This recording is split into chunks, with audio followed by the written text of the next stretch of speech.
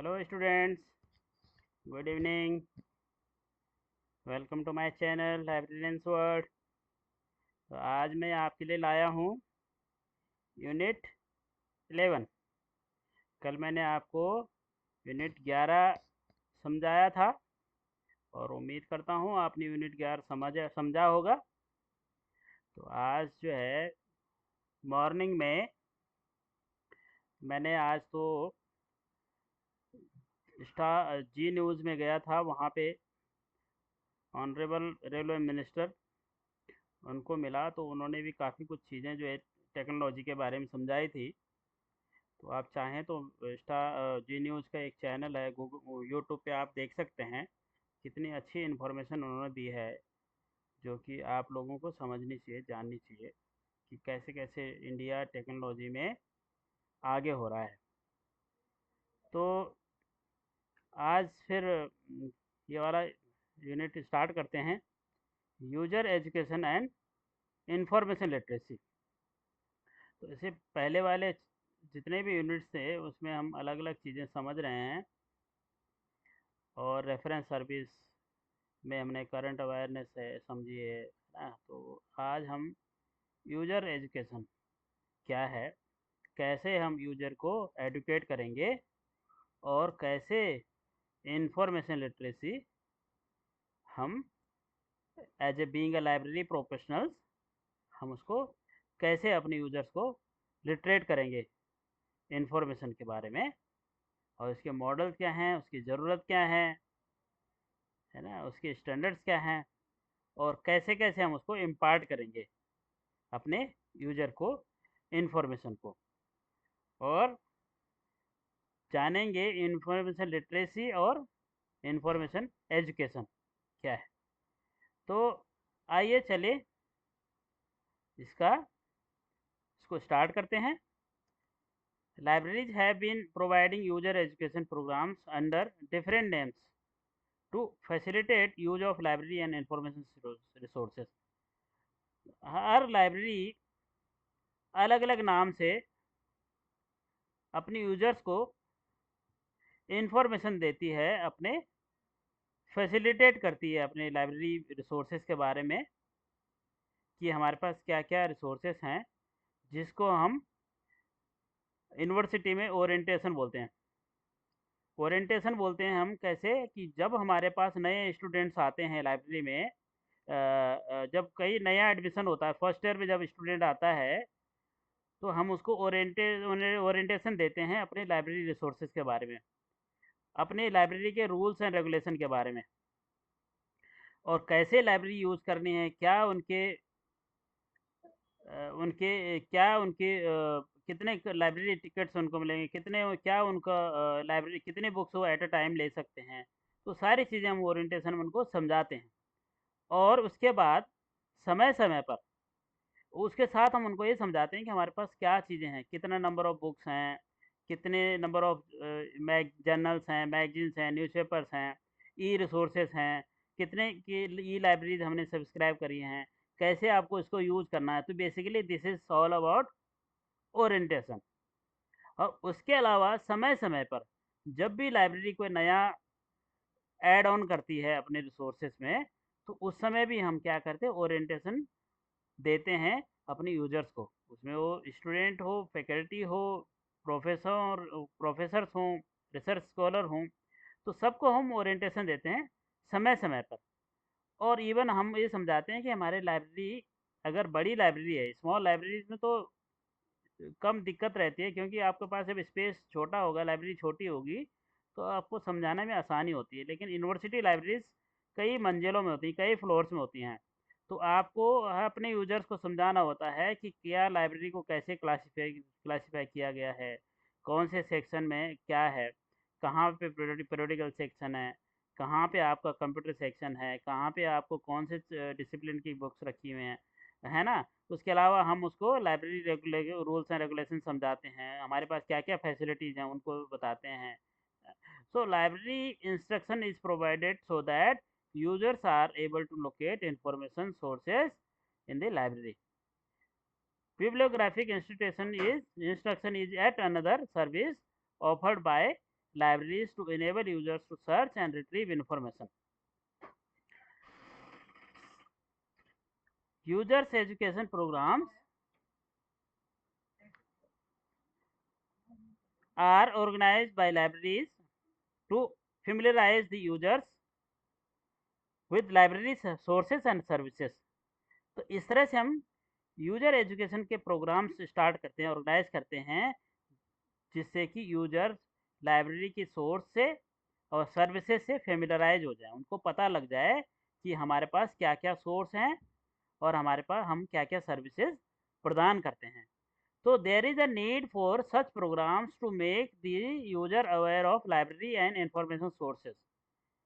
ये ज़रूरत है किसके लिए? यूजर्स के लिए, कि उनको हम बताएं, उनको उनको इन्फॉर्मेशन, उनको नॉलेज दें कि हमारे पास क्या क्या सोर्सेस हैं, क्या क्या हम सर्विसेज देते हैं, कैसे हमारे प्रोसेस हैं, ऑपरेशंस कैसे काम करते हैं, और आपको कैसे यूज़ करना है. अपनी यूज एथिक्स भी समझाना है. What is the dos and don'ts, आपको क्या करना चाहिए और क्या नहीं करना चाहिए. So such programs facilitate the users to use library and information resources efficiently and effectively. तो इस तरह से क्या होता है कि हमारे जो यूजर्स हैं वो अपने रिसोर्सेज को अच्छे ढंग से यूज कर सकते हैं, एफिशिएंटली एंड इफेक्टिवली, जिससे कि उनका काम कंप्लीट हो जाए, उनको सही समय पर सही से हेल्प मिल करके वो अपना काम कंप्लीट कर सकते हैं. Developments in library and communication technologies have helped in better delivery of such programs.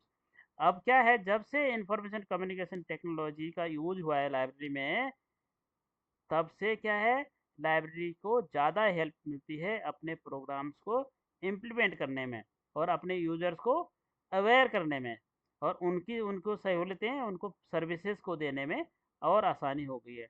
Use of multimedia and internet has also helped to provide these programs in a more interactive way with anytime remote access. और internet से क्या हुआ, हमें हमें बहुत मदद मिलती है कि हम कैसे अपनी लाइब्रेरी को उनको एक्सेस दे सकते हैं, रिमोट एक्सेस. कई बार क्या होता है कि अगर हम फिजिकल लाइब्रेरी में नहीं जा सकते हैं, तो कैसे आज की डेट में लाइब्रेरीज आपको घर में बैठे ही रिमोट एक्सेस, आपको यूज़र आईडी और पासवर्ड दे दिया, आप क्या है लाइब्रेरी की फैसिलिटीज़ को अवेल कर सकते हैं. आप अपनी बुक को री इश्यू करा सकते हैं घर से बैठे. अगर आपको वापस नहीं करनी है बुक और उसको रिन्यू करवाना है, तो you can do it from at your destination only, where you are residing currently. You can do it from your home. और कहीं आप दूर रिमोट कहीं और चले गए हैं, तो वहाँ से भी आप ऑनलाइन इंटरनेट के माध्यम से कर सकते हैं. उसके अलावा आप जो है ई लाइब्रेरीज एक्सेस कर सकते हैं. आपके पास पासवर्ड, यूज़र आईडी पासवर्ड आपका है, तो आप कहीं से भी किसी भी समय आप कर सकते हैं. तो आगे developments in ICT, information communication technology, particularly the internet have resulted in following changes. Vast information is now available in variety of formats. बहुत सारा नॉलेज अवेलेबल है अलग अलग फॉर्मेट में, ऑडियो विजुअल में, है ना, डिजिटल इलेक्ट्रॉनिक फॉर्म में. So there are ways and of storing such information with a variety of search features. इसी तरह से आप क्या कर सकते हैं, अपने पास उसको स्टोर कर सकते हैं. आपको लगा कि पर्टिकुलर बुक मेरी रिक्वायरमेंट की है, मेरी की ज़रूरत की है, तो आप उसको सेव कर सकते हैं. अगर आपको लगे पर्टिकुलर वीडियो मेरे काम की है, तो आप उसको सेव कर सकते हैं अपने डेस्कटॉप पे, अपने लैपटॉप पे. सो various information sources are available to users. One need to keep in mind the purpose of seeking information while selecting and choosing an information source. अब बस आपको इसमें इतना ध्यान रखना होता है कि जो चीज़ आप सेलेक्ट कर रहे हैं वो आपके पर्पज़ का होना चाहिए. अदरवाइज़ क्या होगा, अगर आप सब चीज़ अपने डेस्कटॉप में और लैपटॉप में रखना शुरू कर देंगे, तो आपको समझ में नहीं आएगा कौन सा मेरे लिए काम का है और कौन सा काम का नहीं है. इसलिए जब आप कोई चीज़ सेलेक्ट करें, अपने लिए उसको सेव करें, तो उस समय आप ये सब चीज़ें ध्यान में रखें. तो the internet has provided an opportunity for publishing on the internet. और इंटरनेट के माध्यम से आप क्या कर सकते हैं, आप कोई भी चीज़ आप पब्लिश भी कर सकते हैं इंटरनेट पे. सो however This has resulted in difficulty in assessing the authority and authenticity of the information.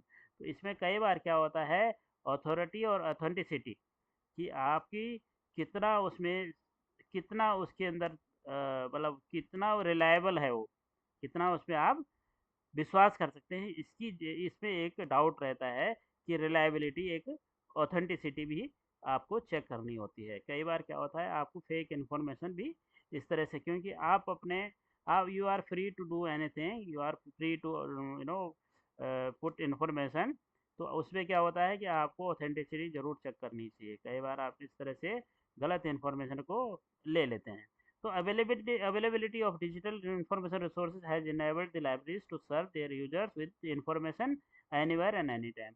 तो और इस तरह से जब डिजिटल इन्फॉर्मेशन की हम बात करते हैं, तो जब हमारे पास रिसोर्सेज डिजिटल फॉर्म में होते हैं, हमारी लाइब्रेरीज का और आसान काम बंद हो जाता है कि हम अपने यूजर्स को कहीं भी किसी भी समय वो फैसिलिटीज अवेल करवा सकते हैं। Along with the changes in information sources, the use of information has also witnessed substantial change. इस तरह से हमने कई चेंजेस इसमें पाए हैं, साथ समय के साथ साथ कई सारी इसमें चेंजेस आए हैं। The development in availability of digital information, increasing dependence of users on it and its increasing use made by libraries in services led to birth of the concept of information literacy. अब क्या हुआ कि जैसे जैसे digital information ज़्यादा होती रही है, तो उसके बाद हमारे पास एक सबसे बड़ी ज़रूरत क्या हो गई है कि अब हम उनको इंफॉर्मेशन लिटरेसी की ज़रूरत पड़ गई है कि आपको कैसे इंफॉर्मेशन को कलेक्ट करना है, कैसे उसको मैनेज करना है, कैसे उससे आप उसको इफ़ेक्टिवली अपना काम करना है। तो इसलिए ये ज़रूरत है, यूज़र एजुकेशन का मतलब यही है। A number of user studies conducted in different countries have established the fact that only a few scientists make optimum use of libraries and are aware of the various bibliographical tools available in the libraries. The interface is that inference is that, contrary to the opinion of some academics, knowledge of the structure and use of scientific literature is not gained intuitively, but has to be taught. अब इसको क्या होता है कि जब हमारे पास इतनी सारी इन्फॉर्मेशन है, लेकिन हम क्या करते हैं कि हम उसको प्रॉपरली जो है उसको नॉलेज को गेन, मतलब उसका स्ट्रक्चर नहीं बना पाए हैं, और उससे क्या हुआ कि हम उसको प्रॉपर यूज नहीं कर पा रहे हैं। ठीक है, so the knowledge of the structure and use of scientific literature is not gain intuitively but has to be taught. उसको पढ़ाया जाना चाहिए, और उसकी ट्रेनिंग जो है कैसे उसको हम दूसरे को उसको यूज़ करना सिखाने के लिए इस तरह की ट्रेनिंग दी जाए। तो रॉयल सोसाइटी साइंटिफिक कॉन्फ्रेंस हुई है, उसमें इस तरह से जो है डिस्कोर्स हुआ है कि कैसे हम इसकी कैसे हम लोगों को ट्रेन करें कि कैसे ऑप्टिमम यूज किया जाए अपने नॉलेज, अपने इंफॉर्मेशन का, अपने सोर्सेज का। But so training in the use of scientific information has been officially recommended by the Royal Society Scientific Conference.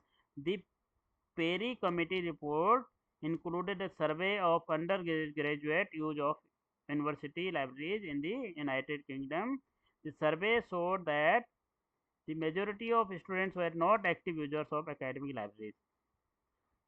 इस तरह से एक सर्वे किया गया है यूनाइटेड किंगडम में, पेरी कमेटी की रिपोर्ट आई है, जिसमें उसमें लिखा गया है कि जो अंडर ग्रेजुएट स्टूडेंट्स हैं, जिनको हम बोल सकते हैं जो ग्रेजुएशन कर रहे होते हैं, तो उन्होंने जो है पाया गया है कि वो क्या कर रहे थे, एकेडमिक लाइब्रेरीज का यूज नहीं कर रहे थे। ठीक है, thus the need for imparting training to users in the use of libraries and information resources was firmly established.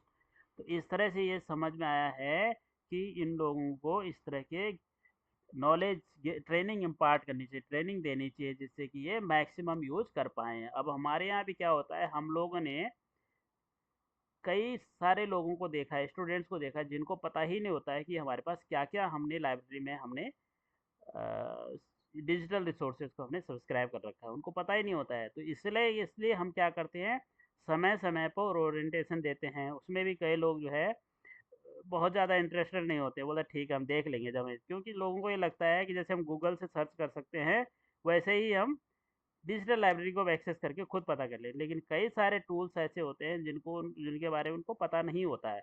इससे क्या होता है, उनकी नॉलेज, वो जो इन्फॉर्मेशन है उसको एक्सेस नहीं कर पाते हैं। तो इसी तरह से जो ये कमेटी थी, पेरी कमेटी, उन्होंने बोला है कि नहीं, हमें जो है इस तरह की ट्रेनिंग को इम्पार्ट करना चाहिए जिससे कि हमारे स्टूडेंट्स हैं उनको ये उस रिसोर्स का ये भरपूर फ़ायदा उठाएं और उससे अपना नॉलेज, अपना ज्ञान पाएँ, उससे नॉलेज गेन करें, उससे अपने एकेडमिक्स में, रिसर्च में अपना फ़ायदा लें। So several attempts have been made all over the world to design and develop programs for training and educating the users in the use of libraries and information resources. So imparting such knowledge to the user is commonly referred as the user education. तो इसी को जो है user education बोला गया है कि कैसे हम अपने रिसोर्सेज को मैक्सिमम यूज कर सकते हैं। तो यह है यूजर एजुकेशन। तो इसकी डेफिनेशन है, यूजर एजुकेशन में be defined as a process और a program through which the potential users, चाहे वो साइंटिस्ट हों, इंजीनियर्स हों, टेक्नोलॉजिस्ट हों, एकेडमिक्स के हों, जिसको हम टीचर बोल सकते हैं, या स्टूडेंट्स हों, तो इन सब को जो है हमें एक प्रोसेस बनाना है और एक प्रोग्राम इस्टेब्लिश करना है, एक, ठीक है, जिससे जिससे कि हम उनको इन्फॉर्मेशन प्रोवाइड करें और उनको अवेयरनेस दें कि क्या इसकी क्या कीमत, कैसे क्या वैल्यू है इन्फॉर्मेशन की, एंड उनको मोटिवेट करना है इंफॉर्मेशन रिसोर्स को यूज़ करने के लिए। So Muse in her book on reader instruction defines user education as instruction given to users, to readers, to help them make the best use of library.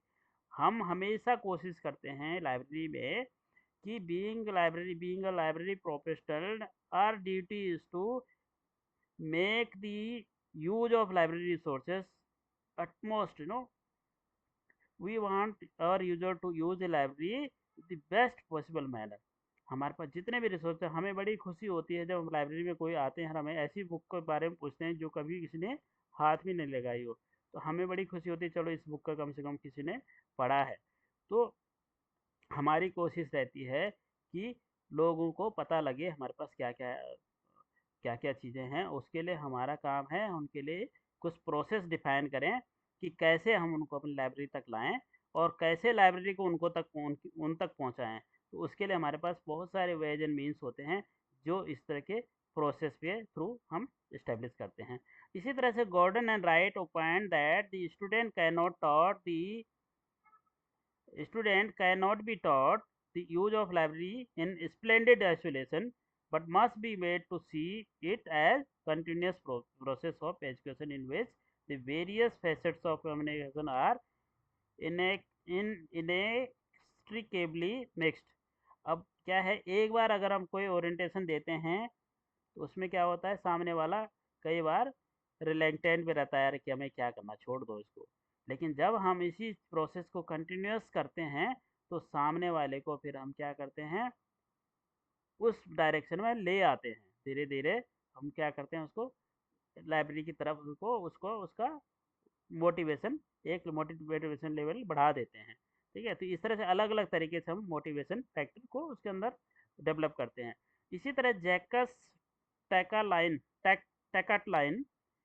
UNESCO के हैं, उन्होंने define करा है, उन्होंने डिफिनेशन दी है, user education to include any effort और program which will guide and instruct existing and potential users individually or collectively with the objective of।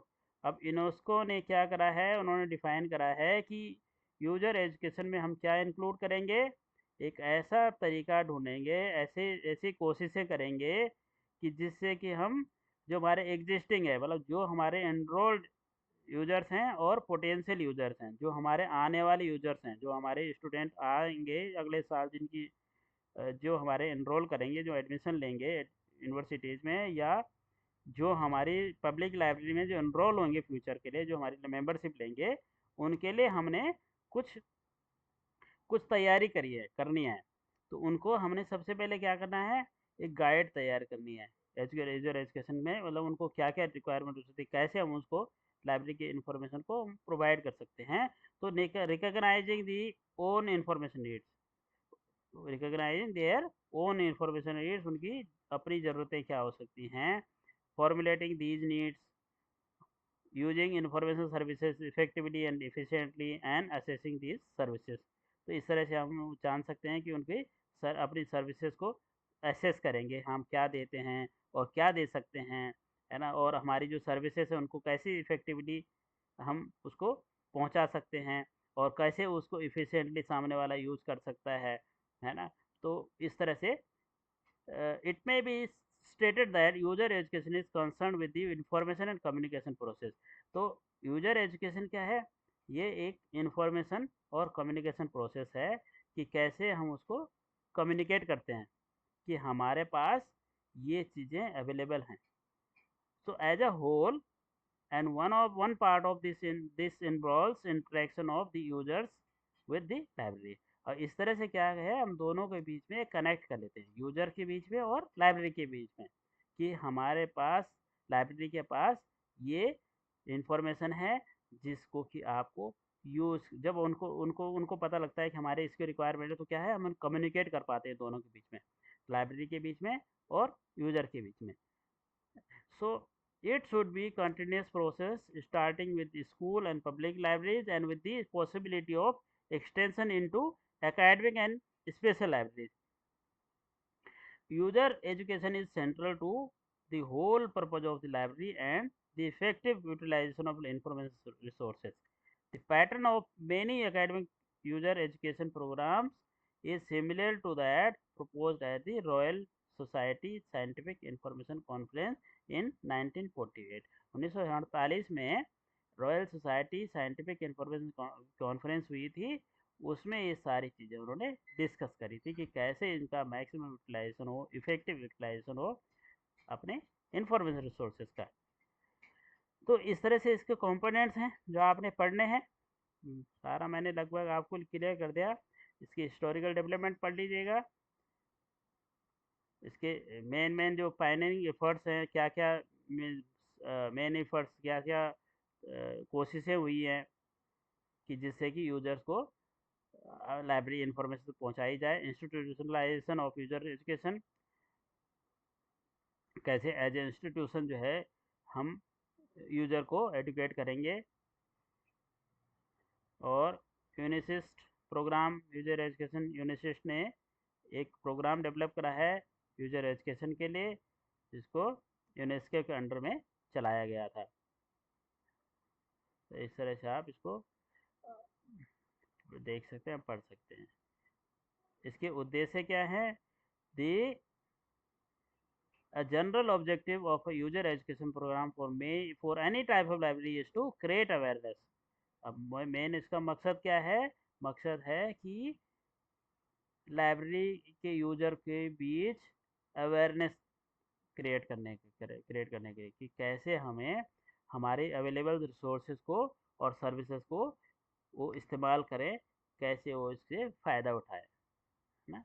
और उससे क्या होगा, कि जब आप किसी चीज़ से आप सीखते हैं, ज्ञान अर्जन करते हैं, तो अल्टीमेटली उसका फ़ायदा किसको होता है, उस इंस्टीट्यूशन को होता है, और उसके बाद उस पूरे ह्यूमन काइंड को होता है, ह्यूमन बीइंग को। In special libraries for subjects like science, medicine or technology, where the rate of growth of literature is rapid, the need for user education is particularly crucial। अब जहाँ जिस field में बहुत ज़्यादा नॉलेज एक्सप्लोजन हो रहा है, किताबें पब्लिश हो रही हैं, लिटरेचर पब्लिश हो रहा है, साइंस वो जर्नल पब्लिश हो रहे हैं, आर्टिकल्स आ रहे हैं, तो उस एरिया में क्या है, इस तरह की यूजर एजुकेशन की बहुत ज़्यादा ज़रूरत है। तो बाकी इसको आप पढ़ लीजिएगा। तो ये आपको मैंने मेन पॉइंट समझा दे। इस तरह से the lectures, seminars, tutorials, demonstrations. अब क्या होता है कि कई बार क्या होता है, हम लोग लाइब्रेरीज में लेक्चर कराते हैं कि कैसे आपको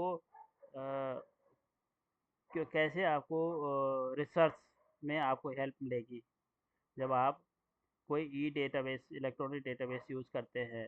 तो उससे क्या होगा, आपके जो रिसर्च वर्क चल रहा है उसमें आपको कैसे हेल्प मिलेगी, कैसे आपने रिसोर्सेज को यूज़ करना है।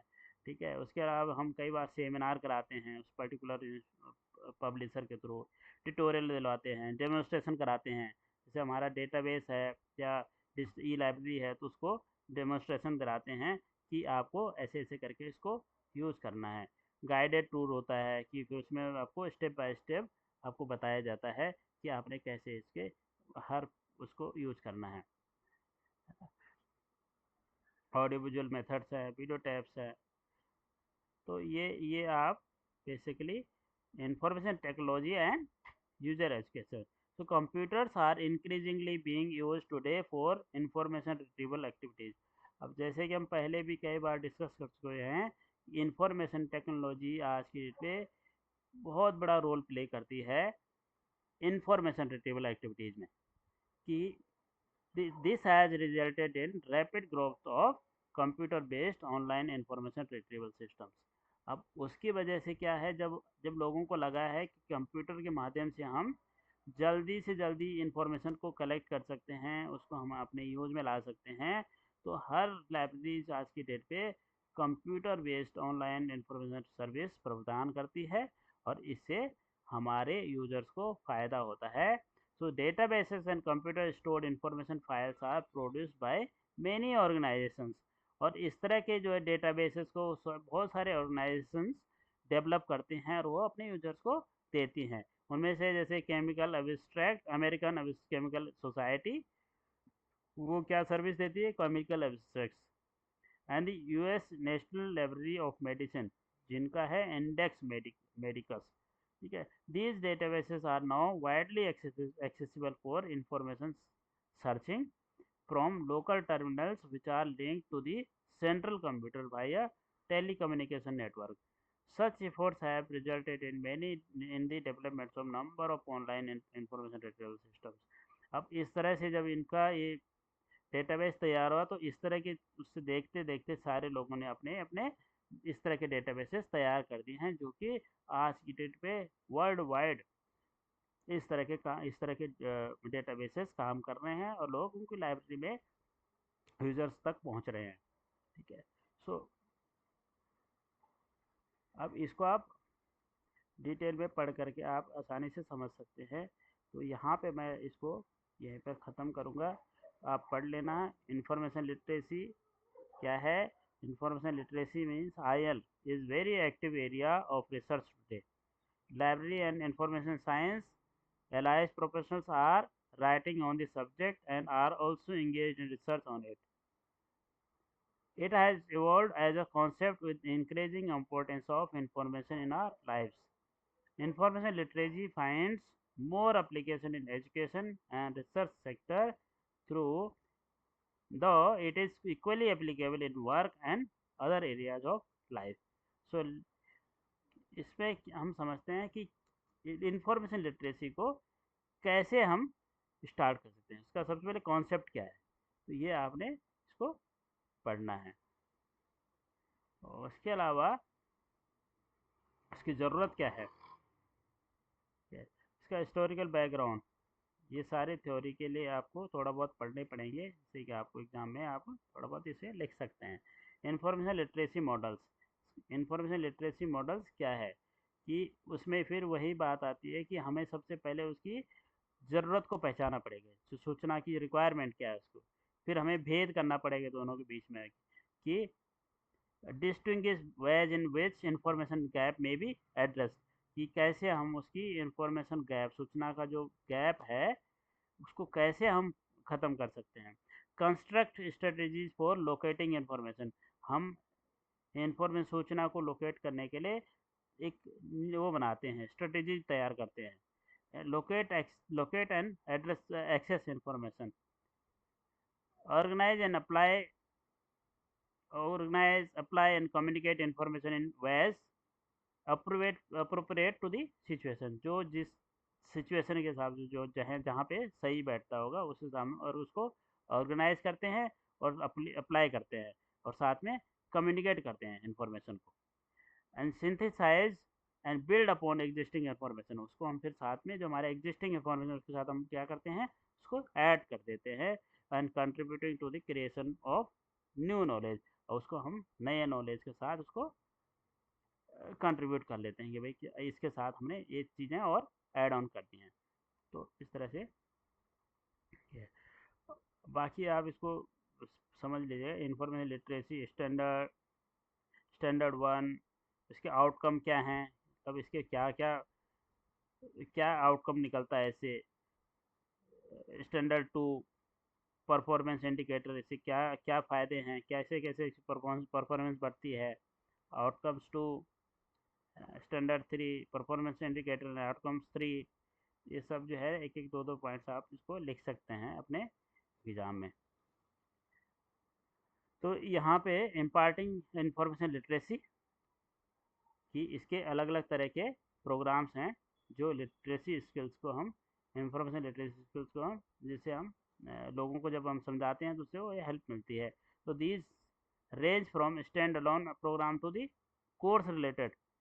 अब एक तो होता है कि ये हमने सबके लिए यूनिफॉर्म कर दिया, और कुछ होते हैं कोर्स से रिलेटेड, स्पेसिफिक कोर्स, अगर हम बात करते हैं लॉ से रिलेटेड कोर्स के, उसके लिए अलग से लिटरेसी प्रोग्राम हम कर, इंफॉर्मेशन लिटरेसी हम कर सकते हैं कि हम केवल एक डिसिप्लिन डोमेन वाइज कर सकते हैं, है ना, और कोर्स इंटीग्रेटेड कोर्स को प्रोग्राम्स को हम वो कर सकते हैं, एड्रेस कर सकते हैं। A simple information literacy program could be providing details on information sources, their scope, search techniques, followed by exercises in searching databases and other sources. Course related to programs dwell on information literacy skill in different subjects and areas. Course integrated programs are also a particular for a particular subject area. The difference between the course related programs and course integrated program lies in the fact that the former is the separate program on information literacy, whereas the latter is integrated in the course in a way that forms an inseparable part of the program. तो इस तरह से हम decide कर सकते हैं कि हम उसको सिंगल डोमेन में ले सकते हैं या कंबाइंड उसमें लिटरेसी दे सकते हैं, कि एक बार हम सारी ऑडियंस को एड्रेस कर सकते हैं, उसके बाद हम चाहें तो उसको डोमेन वाइज, सब्जेक्ट वाइज, है ना, कोर्स वाइज उसको हम इस तरह से बाइफरकेट कर सकते हैं। तो ये सब आपको पढ़ना है, और मैं इसको यहीं पर समाप्त करता हूँ। उम्मीद करते हैं कि कोई आपका, मैंने इसको कवर कर लिया है। अगर कोई query still you have in your mind, do let me know, put in the chat box, comment section, so I'll try to address those points also. So here this is the, this I end the this video. Thank you.